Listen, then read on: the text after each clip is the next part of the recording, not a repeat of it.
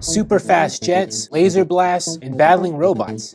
You see these things all the time in science fiction, but the United States Air Force wants to make them a reality. The organization recently released the 22-page paper, America's Air Force, A Call to the Future, which has a whopping 30-year technology strategy.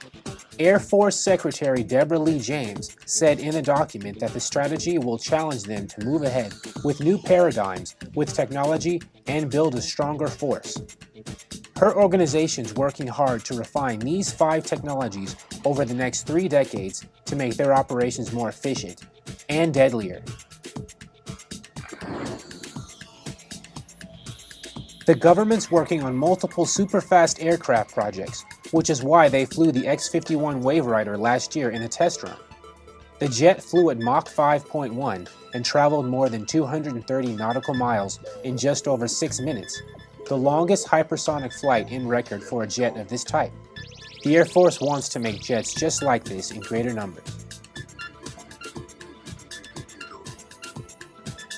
They also want to be able to manipulate components at the molecular level so they can make more complex, aerodynamic materials for air and space travel, and who knows what else.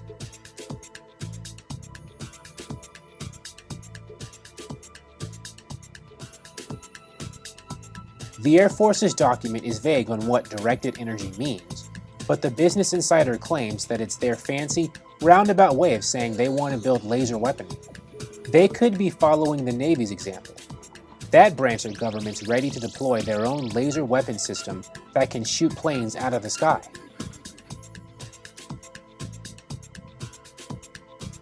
The government wants to deploy drones that are capable of various tasks, including monitoring targets or attacking them. Autonomous systems will allow the Air Force to deploy robotic agents and artificial intelligence that will apply machine power to tense combat situations. The military is already developing robots that can climb and run. According to the Air Force document, this list isn't an exhaustive one, so more technologies will likely be incorporated into the strategy. Martin Dempsey, chairman of the Joint Chiefs of Staff, said that all of it will ensure a top-notch defense force. He said that, while cyber may be our nation's greatest vulnerability, it also presents our military with a tremendous asymmetric advantage. The military that maintains the most agile and resilient networks will be the most effective in war.